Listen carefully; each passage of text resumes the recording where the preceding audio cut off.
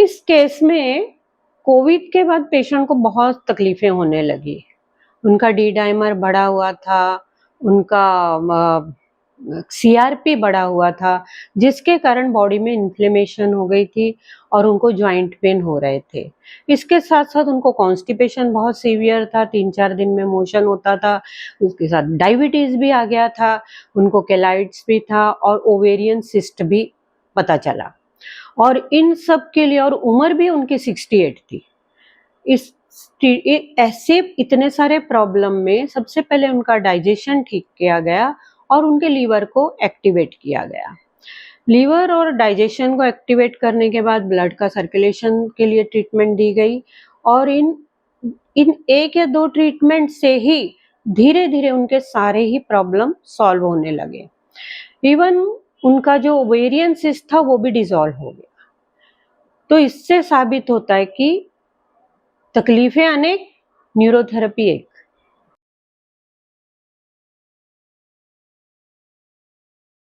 सभी को मेरा नमस्कार। मिनल मारू। मैं सबसे पहले न्यूरोथेरेपी परिवार का आभार मानना चाहूँगी, क्योंकि इन्होंने अगर ये प्रोग्राम रखा नहीं होता तो मैं ये स्टेज पे आ नहीं सकती, मेरा प्रेजेंटेशन रख नहीं पाती और मैं अपने आप को शायद प्रूव नहीं कर पाती, लोगों को पता नहीं चल सकता। तो सभी लोगों का बहुत मैं दिल से आभारी हूँ। स्पेशली दीदी, भैया, रामचंद्र जी, जिन्होंने मेरे ज्ञान बढ़ाने में मेरी वृद्धि की। गुरुजी ने तो की ही है सब लोगों की, लेकिन ये लोग अभी अभी तक जब भी कुछ डाउट हो कॉल करो, तुरंत में हम लोग को रिप्लाई मिल जाता है, गाइडेंस मिल जाता है। तो उनकी सबसे बड़ी मैं आभारी हूँ। मैं 16 साल से प्रैक्टिस कर रही हूँ और अभी ये मेरा बहुत स्टार्टिंग का 2017 का मेरा केस है। लीलावती लालन, ये 68 इयर्स की थी। उनके घर पे मैं जाती थी उनके दामाद को ट्रीटमेंट देने के लिए। तो एक बार ऐसे हुआ कि मीन्स वो थोड़ा कपड़ा सुखाने के लिए ऐसे बालकनी में गई और थोड़ा पैर ऐसे फिसल गया और एकदम उनका पैर है ना लॉक हो गया पूरा। तो चल ही नहीं पाई, उनके पैर एकदम अटक गए, बेड पे आ गई, यूरिन के लिए भी नहीं जा सकती थी। और उनके हस्बैंड की दोनों किडनी फेल थी, डायलिसिस पे थे, हॉस्पिटलाइज थे, तो वो हॉस्पिटल जा नहीं सकती थी। तो उन्होंने पहले फिजियोथेरापी वगैरह किया रहेगा, लेकिन कुछ फ़र्क नहीं पड़ा। 2 दिन ट्राई किया, फिर लास्ट में बोला कि चलो मिनल मैन अपने घर पे आते हैं तो उनसे ही ट्रीटमेंट ले लो। तो मुझे ट्रीटमेंट के लिए बोला, मैंने 2 दिन ट्रीटमेंट दिया। फर्स्ट डे ट्रीटमेंट दिया, नेक्स्ट डे वो टॉयलेट के लिए उठ के बाथरूम तक जाने लगे और सेकेंड डे ट्रीटमेंट दिया। थर्ड डे वो अपने हस्बैंड के पास लीलावती हॉस्पिटल में पहुंच गए दादर से।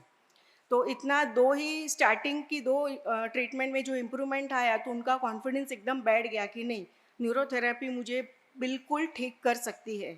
तो उनको प्रॉब्लम्स इतने सारे थे कि हम पहले तो मुझे उनके प्रॉब्लम्स समझने में ही मुझे बहुत सारा टाइम लगा। उनको इतना सीवियर कॉन्स्टिपेशन था बचपन से। उन्होंने बोला बचपन से मुझे ना कभी मोशन नॉर्मल आया ही नहीं है। मैं हर 4th डे में 2-2 पिल्स में लेती थी, उसके बाद भी नॉर्मल मोशन नहीं आता था, मुझे फिंगर से निकलना पड़ता था। इतनी वो परेशान थी कॉन्स्टिपेशन से। उसके बाद उनको ऐसे उनका लुक है ना ऐसे ऐसे करके था, तो मुझे समझ रहा था कि शायद उनको एंकिलोजिंग स्पॉन्डिलोसिस है, लेकिन कुछ रिपोर्ट्स वगैरह उन्होंने करवाए नहीं थे और मेरे पास कुछ प्रूफ भी नहीं था वो सब चीज़ का। तो जैसे भी फिर उसके बाद में उसके हस्बैंड ने बोला कि अभी ना आप ये लड़की को आप छोड़ना मत, इससे ही तुम आप ट्रीटमेंट लेते रहो, कुछ भी रहो लाइफ टाइम। तो तभी उन्होंने शायद कंटिन्यूसली, वो जबलपुर में रहते थे, अपनी बेटी के यहाँ पे दादर आते थे, तो 5 महीना तभी कंटिन्यूसली मेरे पास ट्रीटमेंट ली। तभी उन्होंने, और वो है ना साइंस फील्ड से थे, तो मुझे उनके प्रॉब्लम्स उन्होंने बहुत इजीली मेरे को एक्सप्लेन किए। विदाउट रिपोर्ट मैंने सब उनको ट्रीटमेंट दिया। 5 मंथ्स एक भी रिपोर्ट नहीं था मेरे हाथ में। सिर्फ उन्होंने मेरे को बताया कि मैं सो नहीं पाती हूँ, ऐसे 2-3 पिलो मुझे चाहिए, और अगर एक पिलो पे आ गई तो मुझे मेरा सांस फूलने लगता है तुरंत में। तो मिस और ऐसे ऐसे पूरे बोला मैं कुबड़ी, ऐसे कुबड़ी हो गई हूँ, और डॉक्टर ने मुझे बोला है कि आपकी स्पाइन में है ना कैल्शियम जमने लग गया है। तो मैं समझ गई कि इनको एंकलोजिंग स्पॉन्ड, वो सिम्टम से लग रहा था, लेकिन उन्होंने क्लियरली बताया कि मेरे स्पाइन के बीच में कैल्शियम जम रहा है। तो समझ गई कि एंकलोजिंग स्पॉन्डिलोसिस स्पॉन्डिलाइटिस है करके। फिर सीवियर कॉन्स्टिपेशन था। फिर उन्होंने बताया मेरे को राइट ओवरी में ना गठान है, पानी की गठान है। मीन्स वैसे प्रॉपर वो वर्ड नहीं आते थे, लेकिन जो भी उन्होंने मेरे को एक्सप्लेन किया उसके हिसाब से ही मैंने ट्रीटमेंट दिया उनको। तो सबसे पहले बोला गठान है तो वो अगर सिस्ट है तो उसको पहले निकालना ज़रूरी है। तो मैंने वो सिस्ट के लिए 2 पेन वगैरह हम लोग जो ट्रीटमेंट देते हैं वो ही मैंने उनको दिया और तुरंत में थोड़े दिन में है ना उनको 68 इयर्स में ब्लीडिंग उनको शुरू हुआ, 2-3 दिन उनको ब्लीडिंग हुआ। तो वो एकदम टेंशन में आ गए कि अभी मेरा पीरियड कैसे, ये एज में मुझे पीरियड कैसे आ सकते हैं? मतलब आपको पीरियड नहीं आया है, आपका सिस्ट जो है ना वो मेल्ट होके निकल गया है। 2 ही दिन हुआ और फिर उसके बाद थर्ड डे उसका उनको ब्लीडिंग वगैरह कुछ नहीं था। फिर पैर का उनका चलने का भी थोड़ा बहुत ये हुआ। फिर उनके बाद उनको जो कॉन्स्टिपेशन था, कॉन्स्टिपेशन के लिए भी मैंने कोडाइक्विना और अपना बेसिक वगैरह, क्योंकि मैंने उनको उनका ना लीवर में इतना पेन था कि पूछो मत। तो मैंने तुरंत में पूछा कि आपको जॉन्डिस हुआ था क्या बचपन में? और एक मेरा इतने इतने टाइम से मैं कर रही हूँ तो एक मेरा फाइंडिंग है कि अगर किसी का लीवर में बहुत सीवियर पेन है ना तो उनको शायद जॉन्डिस हुआ ही रहता है ऑलमोस्ट। और अगर हम लोग डायग्नोस करते हैं ना वो टाइम भी अगर हम लोग पूछते हैं कि आपको जॉन्डिस हुआ था क्या बचपन में कभी भी, तो जॉन्डिस रहता है ना तो हम लोग को पहले सबसे पहले हम लोग को लीवर को ठीक करना ही करना है, तो हम लोग की बाकी बहुत सारे प्रॉब्लम्स है ना अपने आप क्लियर हो जाएंगे। फिर अगर टाइफॉइड वगैरह हुआ है तो समझना है कि उनको इंटेस्टाइन में प्रॉब्लम हुआ ही रहेगा, तो पहले उसका ही ट्रीटमेंट देना है। तो बाकी बहुत सारे ट्रीटमेंट मीन्स हम लोग को कम देने पड़ेंगे और उनका प्रॉब्लम ऑटोमेटिक सॉल्व हो जाएगा। उसके बाद उनको ये सब उनका ये एंकलोजिंग भी उनका ऑलमोस्ट ठीक हो गया, वो सीधे हो गए। लेकिन उनको रिपोर्ट्स के लिए मैंने बोला, लेकिन वो हस्बैंड हॉस्पिटल में थे, वो थोड़े 2 घंटे के लिए घर पे आते थे ट्रीटमेंट लेने के लिए और चले जाते थे। तो उनका रिपोर्ट्स वगैरह उसका मेरे पास कुछ एविडेंस नहीं है एंकलोजिंग वगैरह। कोविड 2020 में आया तो 2020 में सितंबर में उनको है ना उनको पेट में ऐसे ही दर्द होने लगा, तो उन्होंने सीटी स्कैन वगैरह निकाला। तो तभी पता चला कि उनको ओवरी उनकी मीन्स निकल गई है, ओवरी अभी नहीं है। लेकिन सीटी स्कैन वगैरह निकाला तो उसमें पता चला कोविड आया है, कोविड इन्फेक्शन इनको हुआ है। तो तभी मैंने उनको वीडियो भेज दिया अपना 60 टो फिंगर गॉल लिवर का। उनको बोला 3-4 बार आप दिन में करते रहो, तो वो करते रहे। तो 3-4 दिन में ऑलमोस्ट कोविड का उसका सब सिम्टम्स नॉर्मल हो गया। उसके बाद वो वहाँ से वो जबलपुर गए तो तुरंत में उनको वहाँ पे हार्ट अटैक आया है। क्योंकि कोविड में हम लोगों ने देखा है कि कोविड है ना एक मीन्स हर एक ऑर्गन को ये डैमेज करता है और क्लॉटिंग उसमें फैक्टर क्लॉटिंग का कैपेसिटी इतना बढ़ जाता है ना कि वो क्लॉट जाके जहाँ पे भी अटका ना वहाँ पे प्रॉब्लम कराता है। तो फिर वहीं पे उन्होंने जबलपुर में ही हॉस्पिटल में ट्रीटमेंट ली। उसके बाद 1-2 महीने के बाद, 1 आध महीने के बाद तुरंत में उनको ब्रेन स्ट्रोक आया। तो वो भी उनका, लेकिन पहले 5-6 महीना ट्रीटमेंट ली हुई थी ना तो उनको इतना ये नहीं हुआ। तुरंत में उनका अच्छा मीन्स रिजल्ट उनका अच्छा हो गया और वो नॉर्मल हो गए। फिर स्ट्रोक के साथ पैरालिसिस भी हुआ, वो भी उनका तुरंत में नॉर्मल हो गया। उसके बाद उन्होंने मुझे बुलाया शायद नवंबर में। तो नवंबर में जब भी उनका आया रिपोर्ट तो उनका तभी शुगर भी प्लाज्मा शुगर भी बढ़ गया था। और डी डाइमर क्या होता है कि कोविड में जो इन्फेक्शन की वजह से है ना अपना जो कोगुलेशन जो सिस्टम रहता है ना वो हाइपर हो जाता है, मीन्स क्लॉट बनने का कैपेसिटी बहुत ज़्यादा हो जाता है।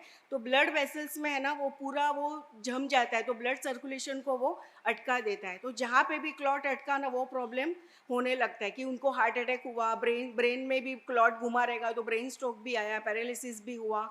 उसके बाद उन्होंने डॉक्टर के पास फिर तभी बॉम्बे आए, रिलायंस में दिखाया और सारे रिपोर्ट्स भी है इसमें। डी डाइमर इनका 614 हो गया। फिर दिसंबर में उनका फिर सर्दी खांसी जा ही नहीं रहा था। और तभी मेन कोविड स्टार्टिंग में था ना तो डी डाइमर पहले तो समझना ही मुश्किल था कि क्या होता है डी डाइमर करके। तो पहले उन्होंने मुझे रिपोर्ट दिखाए, जैसे बॉम्बे आए मुझे रिपोर्ट दिखाए और मुझे बताया कि देखो ये मेरे रिपोर्ट आए। तो मतलब ये डी डाइमर क्या है? तो उन्होंने ही मुझे एक्सप्लेन किया कि इसमें है ना क्लॉटिंग का ये बढ़ जाता है। और मेरे पेशेंट मेरे बहुत बड़े गुरु, वो मेरे गुरु भी थे कि मुझे हर एक चीज़ मुझे बता देते थे कि मेरे को ये प्रॉब्लम है, ये होता है। तो डी डाइमर का मुझे पता चला तो पहले डॉक्टर ने उनको कुछ डबल ब्लड थिनर दिए, क्योंकि ये डी डाइमर है ना बहुत जल्दी से कम नहीं होता है। इसमें रिपोर्ट्स में भी आप देखोगे तो 600 है, 700 है, 800 है। दिसंबर में 1032 हो गया उनका डी डाइमर बढ़ के। तो डॉक्टर ने जब ही डबल डोज दिया उनका ब्लड थिनर का, तो तभी मैंने हेपरिन एक सिंगल ट्रीटमेंट ही देती थी, वो भी डर डर के कि कहीं उनको ज़्यादा ब्लड पतला नहीं हो जाए। लेकिन फिर डॉक्टर ने देखा कि अरे इतना वो नॉर्मल नहीं आ रहा है, तो उन्होंने तुरंत में वो डोज कम कर दिया, सिंगल डोज पे ही रख दिया। जैसे उन्होंने सिंगल डोज किया, मैंने अपना ट्रीटमेंट बढ़ा दिया। जो अपना डायबिटीज़ का ट्रीटमेंट है 10.2 थायराइड 2 बार, और हेपरिन भी डबल डबल में देने लगी उनको, पी हेपरिन, एम हेपरिन, ए हेपरिन, जो भी जैसे उनकी कंडीशन थी उसके हिसाब से उनको मैं देने लगी थी। प्लस कभी इन्फेक्शन, इन्फ्लेमेशन, जैसे जैसे उनका बॉडी का कंडीशन होता था उसके हिसाब से मैं उनको ट्रीटमेंट देते जाती थी। और एक उनका प्रॉब्लम था किलोइड्स का। किलोइड्स क्या होता है, जो अपना जख्म कभी भी जहाँ पे भी कभी होता है ना, वो उसका रिकवरी उसका डबल ओवर हो जाता है। मीन्स वो कोलेजन जो रहता है ना, वो ओवर स्कार टिश्यू उसके जख्म के ऊपर जमने लग जाते हैं। तो मीन्स ऊपर ऐसे वो शाइनी टिश्यू जैसा पूरा वो वेल के माफिक ऐसा हो जाता है। और जहाँ पे भी अगर हम लोग का ऑपरेशन कहीं हुआ है तो वहाँ पे भी रूज आने की जगह पे, नॉर्मल स्किन आके आने की जगह पे वो पूरा लंप जैसा, शाइनी लंप जैसा वो जम जाता है। तो वो भी पहले तो मुझे समझ में नहीं, क्योंकि मैंने फर्स्ट टाइम ये किलोइड का देखा था। तो जैसे तैसे वो पढ़ पढ़ के उसके हिसाब से मैं ट्रीटमेंट देती जाती थी। लेकिन एक दो तो दूसरा उनका बॉडी में कॉम्प्लिकेशन इतने सारे थे, इन्फेक्शन बोलो, इन्फ्लेमेशन बोलो, एसिड, अल्कलाइन, ये वो सब गड़बड़ गड़बड़ होता रहता था। तो इनको ट्रीटमेंट के लिए मेरे को इतना कंसंट्रेशन लगाना पड़ा, इतना समझना पड़ा कि ये केस मेरे लिए सबसे बड़ा सीखने का ये ज़रिया था कि न्यूरोथेरेपी में और मेरा स्टडी करने का ज़्यादा ज़रिया था। फिर कोविड के टाइम उनका सीआरपी भी 23 हो गया था, जो थोड़ी बहुत ट्रीटमेंट के बाद उनका 6.7 पे आया था उनका सीआरपी। फिर अपना जो ट्रीटमेंट है कोडाइक्विना, बेसिक, एथ्रो, डबल हेपरिन के साथ कोडा ये वो सब ट्रीटमेंट के हिसाब से देने की वजह से उनमें इतना अच्छा रिजल्ट आया कि उनका शुगर भी कम हुआ, HbA1c मीन्स प्लाज्मा ग्लूकोज कम हो गया, CRP भी उनका 0.7 पे आ गया, और डी डाइमर भी उनका 500 के जो रेंज में है वो रेंज में उनका आ गया। और कॉन्स्टिपेशन में तो उनको इतना फ़ायदा हुआ कि उनको लूज़ मोशन हुआ, तो उनको पता नहीं था लूज़ मोशन कैसा होता है। कोई बोलेगा लूज़ मोशन हुआ तो उनको हंसी आती थी, क्योंकि उन्होंने नॉर्मल मोशन भी कभी किया ही नहीं था। उनको हमेशा विदाउट मेडिसिन वो उंगली से निकलना वही उनको होता था और बहुत ज़्यादा तकलीफ होती थी। तो मीन्स ट्रीटमेंट की वजह से अपना ट्रीटमेंट का जो मीन्स जादू बोलेंगे, अगर उसका ट्रीटमेंट का जादू उनकी बॉडी पे इतना चला कि उनको कभी लाइफ में फ़र्स्ट टाइम उनको लूज़ मोशन हुए, अभी भी एकदम ईजीली उनको नॉर्मली उनको मोशन आ जाता है। और उनको यूरिन का भी थोड़ा प्रॉब्लम था कि मीन्स कभी कभी अचानक ऐसे खड़े हुए तो उनका यूरिन है ना लीक हो जाता था। वो यूरिन का प्रॉब्लम भी उनका अपने आप उनका ठीक हो गया। घुटने का भी थोड़ा बहुत था तो वो भी अपना ट्रीटमेंट से चलता था और मीन्स अच्छा हो जाता था। मेन इम्प्रूवमेंट्स क्या क्या है, तो सबसे पहले जो इंजरी हुआ था उनके लेग में, गिर गए थे, पैर उनके अटक गए थे, चल नहीं पा रहे थे, तो 2 ही ट्रीटमेंट में उनका पैर ठीक, मीन्स तभी उनका जो इंजरी था वो तुरंत में उनका हील हो गया। फिर जो एनक्लोजिंग का था तो वो भी मैंने कैल्सिफिकेशन निकालने के लिए जो अपना ट्रीटमेंट है 4 पैरा वाला 10 एडीआर वाला वो मैंने दिया, तो तुरंत में हार्डली मुझे लगता है 1 वीक के अंदर ही उनका वो कैल्शियम निकल गया, और वो उनका जॉइंट्स पूरा मीन्स स्पाइन पूरा नॉर्मल हो गया, और वो सिंगल पिलो पे आ गए, और उनका सांस भी फिर अभी फूल नहीं रहा था, वो नॉर्मली ईजिली सो पा रहे थे। फिर जो सिस्ट था वो भी गया। फिर कॉन्स्टिपेशन था वो भी उनका नॉर्मल हो गया, simple without any medicine, any वो कायम चूर्णा कुछ भी बिना लिए उनको नॉर्मल मोशन आने लगा। उनको भूख नहीं लगती थी, को जो उनको पहले बचपन में जो जॉन्डिस हुआ था उनकी वजह से उनका लीवर इतना डैमेज था कि उनको कभी भूख लगती नहीं थी, बिना भूख ही वो खाते जाते थे। तो ये अपने ट्रीटमेंट की वजह से उनको भूख भी लगने लगी। और लास्ट में उनका HbA1c भी नॉर्मल हो गया, CRP नॉर्मल हुआ, डी डाइमर नॉर्मल हुआ, और ये ट्रीटमेंट से इतने खुश है। अभी वो जबलपुर में रहते हैं और जबलपुर में महेंद्र जी से अभी भी वो ट्रीटमेंट ले रहे हैं, किलोइड वगैरह उनके सबके लिए ट्रीटमेंट वो ले रहे हैं। एज है अभी तो 73 है, पहले थी 68 69 तक थी।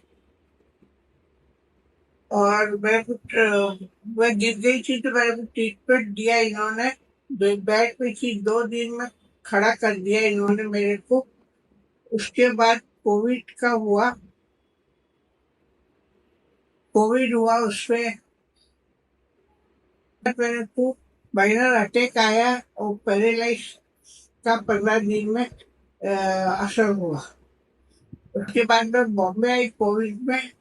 उसके बाद डी डाइमर मेरा बढ़ गया था खूब, डॉक्टर के पास दवाई लेती थी, रिलायंस में तो बढ़ गया था, तो मीनल मैंने डी डायमंड का मेरे को पूरा उपचार करा, कम करा। और डॉक्टर डबल डोज दिया था मेरे को डी डायमंड कम करने के नामे।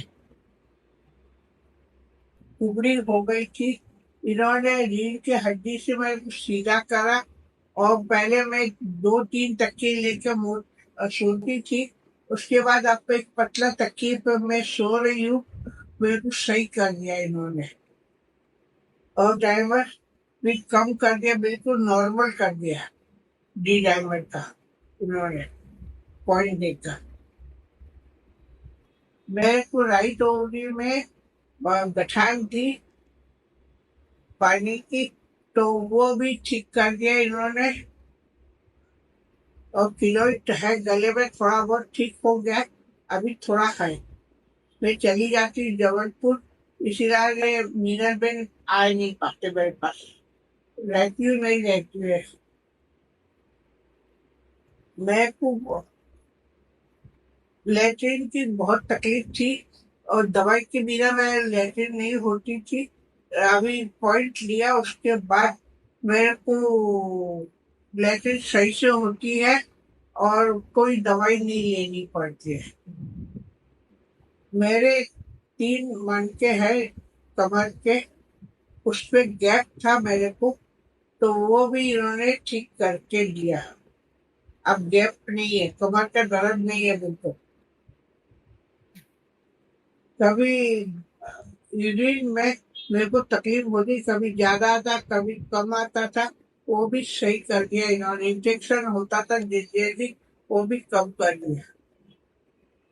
मैं मेरी रीढ़ की हड्डी में कैल्शियम जमा हुआ था, और न्यूरोथेरेपी की वजह से मैं सही हो गई। और मैं सबको सजेस्ट करती हूँ कि न्यूरोथेरेपी लो।